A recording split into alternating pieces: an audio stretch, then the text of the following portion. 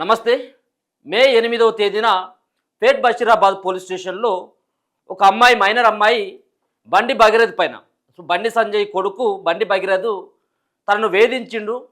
దాని తర్వాత ఫ్రెండ్షిప్ అన్నాడు, దాని తర్వాత ప్రేమ అన్నాడు, దాని తర్వాత పెళ్లి చేసుకుంటానని చెప్పి అనేక సార్లు నన్ను శారీరకంగా వాడుకొని మొత్తానికి నన్ను పెళ్లి చేసుకోను, నీ దిక్కున చోట చెప్పుకో అంటూ నన్ను మోసం చేసిండు.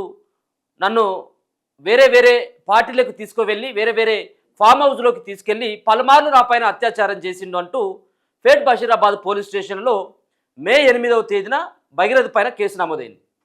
సో ఎట్టకేలకు కేసు నమోదైన తర్వాత మే 8వ తేదీన కేసు నమోదైతే 16వ తారీఖున ఆయన అరెస్ట్ చేసిండు పోలీసులు ఆయనను. అప్పటి వరకు పరారులో ఉన్నాడు, అది వేరే విషయం. సరే, మొత్తానికి ఈ సంబంధించినటువంటి కేసులో మే 16 నుండి ఇప్పటి వరకు ఆయన చెర్లపల్లి జైల్లోనే ఉన్నాడు. చాలా సందర్భాల్లో రెగ్యులర్ బెయిల్ పిటిషన్ కోసం అప్లై చేసుకుంటే వాదనలు అవుతూ ఉన్నాయి. ఈరోజు పూర్తి వాదనలు అంతా అయిపోయినాయి. ఇరుపక్షాల వాదనలు, అటు బాలిక సంబంధించినటువంటి అడ్వకేటు, ఇటు భగీరథ్ సంబంధించినటువంటి అడ్వకేటు, వాళ్ళు ఇప్పటికే న్యాయస్థానం ముందు భగీరథ్కి బెయిల్ ఎందుకు రావాలి అని చెప్పేసి భగీరథ్ తరపున న్యాయవాది, బెయిల్ ఇవ్వకూడదంటూ ఆ అమ్మాయి సంబంధించినటువంటి తరపున అడ్వకేట్స్ వాదనలు పూర్తి అయిపోయినాయి. మే 16 నుంచి ఇప్పటివరకు ఈ కేసు ఇట్లా నడుస్తున్నది. సో ఒకసారి ఏమో బెయిల్ వచ్చింది, ఏది తాత్కాలికమైనటువంటి బెయిలు. ఆయనకి ఏదో ఎగ్జామ్స్ ఉన్నాయి కాబట్టి 4 రోజుల పాటు, ఎప్పుడు జూన్ 20 నుంచి 24వ తేదీ వరకు ఆయనకు బెయిల్ ఇవ్వడం జరిగింది, పరీక్షలు రాసుకోవడానికి. దాని తర్వాత ఇక మళ్ళీ చెర్లపల్లి జైలుకే తీసుకువెళ్ళడం జరిగింది. అయితే అనేక సార్లు అప్లై చేసిండు, హైకోర్టుకి అప్లై చేయడం జరిగింది. నాకు బెయిల్ కావాలి, నేను అమాయకుణ్ణి, నేనేం తప్పు చేయలేదు, నన్ను కావాలని చెప్పేసి ఇరికించేటువంటి ప్రయత్నం, ఇదంతా కూడా రాజకీయ కోణంలో జరిగినటువంటి ఒక కుట్ర. నన్ను, నా ఫ్యామిలీని రాజకీయంగా ఎదుర్కోలేనటువంటి వాళ్ళంతా కూడా నా పైన అభియోగాలు చేస్తున్నారు, ఇదంతా కూడా ఫేక్ అని చెప్పేసి కోర్టు ముందుకి తీసుకొచ్చేటువంటి ప్రయత్నం చేసిండు. దాని తర్వాత మన రీసెంట్గా 2-3 రోజుల క్రితం హైకోర్టు బాధితురాలికి నోటీసులు జారీ చేసింది, కౌంటర్ దాఖలు చేయాలంటూ. అప్పటికే కౌంటర్ దాఖలు చేయడం జరిగింది. సో ఈ కేసుని సీరియస్గా తీసుకున్నటువంటి పేట్ బషీరాబాద్ పోలీసులు కూడా రితిరాజ్ గైక్వాడ్ నేతృత్వంలో ఈ కేసు అంతా కూడా జరుగుతూ ఉన్నది. సో మొత్తానికి ఆధారాలన్నీ కూడా సేకరించిండు, కోర్టు ముందట కూడా ఇవ్వడం జరిగింది. ఈ అన్ని ఆధారాలని, అలాగే ఇరుపక్షాల వాదనలు విన్నటువంటి హైకోర్టు తీర్పును రిజర్వ్ చేయడం జరిగింది. ఇక వాదనలు ఏమి లేవు, ఇక వాదనలు అయిపోయినాయి, తీర్పు రిజర్వ్ చేయడం జరిగింది. ఈ తీర్పు ఎప్పుడు మరి రిలీజ్ అవుతుందని తెలియదు, ఎప్పుడు వెలువరిస్తారని తెలియదు, రిజర్వ్ అయితే అయింది. సో మొత్తానికి ఇక బెయిల్ వస్తుందా, లేకపోయినట్లయితే ఈ కేసులో మళ్ళీ జైల్లోనే ఉండాలా. ఆమె మైనరు అని చెప్పడానికి అనేక రకాలైనటువంటి ఆధారాలు ఉన్నాయి. ఆమె 10th సర్టిఫికెట్ కావచ్చు, అలాగే ఆమె డేట్ ఆఫ్ బర్త్ సర్టిఫికెట్ కావచ్చు, ఇట్లా ఈ స్టడీ సర్టిఫికెట్లు కావచ్చు, ఇవన్నీ కూడా కోర్టు ముంగడికి తీసుకురావడం జరిగింది. కోర్టు కూడా సమర్పించడం జరిగింది, నేను మైనర్ అని చెప్పేసి చెప్పడానికి. లేదు ఆమె మైనర్ కాదు, మేజర్ అంటూ కొన్ని ఆధారాలని కోర్టుకు చూపెడితే వాటి గతంలోనే తిప్పికొట్టేసింది. కోర్టు కూడా ధృవీకరించడం జరిగింది, ఆ అమ్మాయి మైనరే అంటూ. మనం చాలా కేసులు చూస్తూ ఉంటాం, మైనర్ పైన లైంగికంగా దాడి చేస్తే 10 సంవత్సరాలు 8 సంవత్సరాలు ఇట్లా ఆ కేసు తీవ్రతను బట్టి, ఆ అమ్మాయి ఇచ్చినటువంటి వాంగ్మూలం బట్టి ఈ సంబంధించినటువంటి కేసు యొక్క ప్రభావం ఉంటుంది. దాంట్లో భాగంగా బండి భగీరథ్కి ఒకవేళ కనుక కేసులో బెయిల్కి వచ్చినట్టయితే ఇది రాజకీయ పలుకుబడి ఉపయోగించి కొడుకుకు బెయిల్ తెప్పించుకున్నాడు అనేటువంటి ఒక అభియోగాలు వస్తాయి. పోలీస్ వ్యవస్థ పైన నమ్మకం, న్యాయ వ్యవస్థ పైన నమ్మకం సన్నగిలుస్తుంది. సరే, ఏదేమైనప్పుడు కూడా అంతిమంగా చట్టం ముంగట అందరూ సమానమే కాబట్టి కోర్టు ఏ తీర్పిచ్చినా కానీ గౌరవించాల్సింది కాదనట్లేదు. కానీ ఈ కేసులో పర్టికులర్గా ఆ బాధితురాలికి న్యాయం జరగాలంటే కన్ఫామ్గా ఈ కేసులో లోపల ఉండాల్సిందే.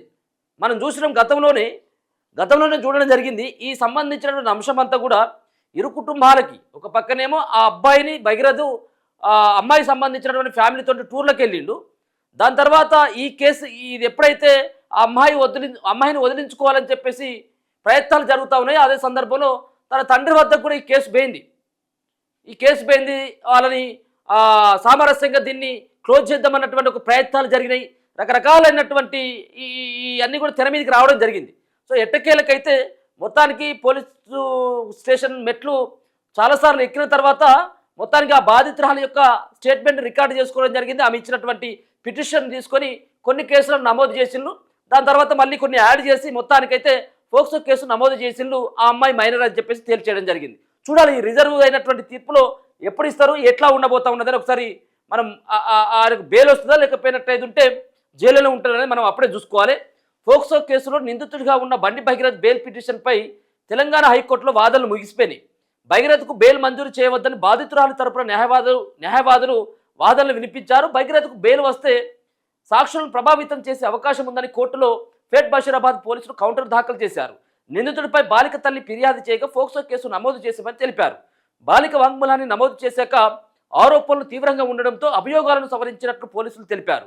బాధితురాలి వాంగ్మూలం ప్రకారం నిందితుడు స్నేహం పేరుతో పరిచయం చేసుకుని పలుమార్లు లైంగిక దాడికి పాల్పడ్డారంటూ ప్రభుత్వం తరపున న్యాయవాది హైకోర్టుకు తెలియజేయడం జరిగింది. బండి భగీరథ్ తండ్రి కేంద్ర మంత్రి కాబట్టి కేసుపై ప్రభావం చూపుతుందని బాధితురాలు తరపు న్యాయవాది వాదించారు. దర్యాప్తు దశలో బెయిల్ మంజూరు చేయవద్దని కోరారు. ఇంకా ఈ కేసులో సాక్షులను విచారణ చేయాల్సి ఉందని, బెయిల్పై బయటకు వస్తే సాక్షులు స్టేట్మెంట్ ఇవ్వడానికి నిరాకరించే అవకాశం ఉందని పేర్కొన్నారు.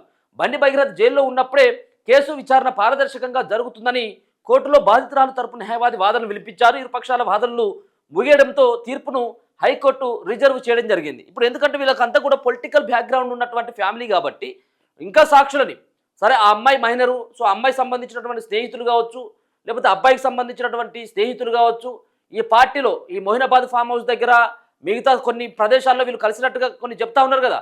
సో అక్కడికి ఎవరెవరి పేర్లు వాళ్ళని విచారించినట్టయితే ఉంటే ఇంకా అనేక రకాలైనటువంటి వాస్తవాలు నిజాలు బయటపడేటువంటి అవకాశం ఉంటుంది. కాబట్టి ఈ విచారణ మధ్యలోనే ఆయనకు బెయిల్ వచ్చినట్టయితే ఇంకా విచారణ జరగాల్సినటువంటి అవకాశం ఉంది. కాబట్టి ఈ విచారణ దశలోనే ఆయనకు బెయిల్ లభించినట్టయితే ఖచ్చితంగా సాక్షులను ప్రభావితం చేసేటువంటి అవకాశం ఉంటుంది. కాబట్టి ఆయనకు బెయిల్ ఇవ్వద్దంటూ అమ్మాయి సంబంధించినటువంటి వాదనలు అంటే ఆ బాలిక ఎవరైతే ఉన్నారో మైనర్ బాలికకు సంబంధించినటువంటి తరపున లాయర్లు వాదించడం జరిగింది. అబ్బాయికి సంబంధించిన ఏ పాపం తెలియదు, ఇప్పుడు బెయిల్ ఇవ్వాల్సిందే అని చెప్పేసి ఆ అబ్బాయికి సంబంధించినటువంటి బండి భగీరథ్ సంబంధించినటువంటి అడ్వకేట్స్ అంతా కూడా వాళ్ళు వాదించడం జరిగింది. ఇరుపక్షాల వాదనలు విన్న తర్వాత మరి కోర్టు ఏం చెప్తుంది అనేది మనం భవిష్యత్తులో చూడాలి.